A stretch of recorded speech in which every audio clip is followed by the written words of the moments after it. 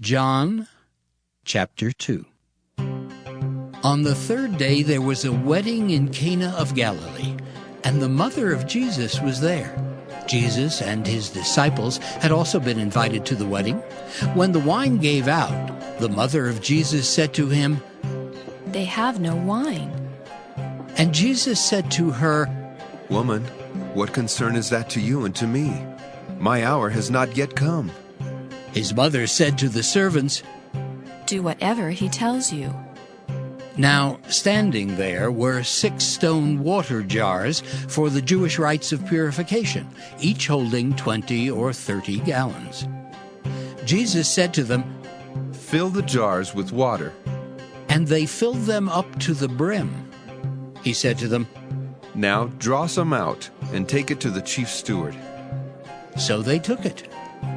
When the steward tasted the water that had become wine, and did not know where it came from, though the servants who had drawn the water knew, the steward called the bridegroom and said to him, "Everyone serves the good wine first, and then the inferior wine after the guests have become drunk. But you have kept the good wine until now." Jesus did this, the first of his signs, in Cana of Galilee, and revealed his glory, and his disciples believed in him. After this he went down to Capernaum with his mother, his brothers, and his disciples, and they remained there a few days. The Passover of the Jews was near, and Jesus went up to Jerusalem. In the temple he found people selling cattle, sheep, and doves, and the money changers seated at their tables. Making a whip of cords, he drove all of them out of the temple, both the sheep and the cattle. He also poured out the coins of the money changers and overturned their tables. He told those who were selling the doves, "Take these things out of here. Stop making my Father's house a marketplace."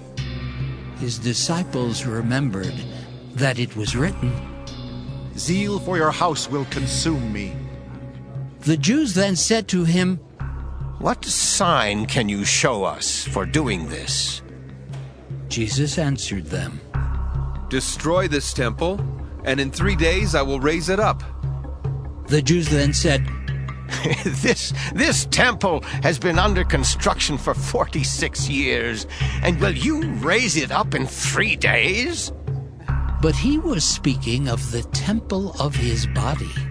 After he was raised from the dead, his disciples remembered that he had said this, and they believed the scripture and the word that Jesus had spoken.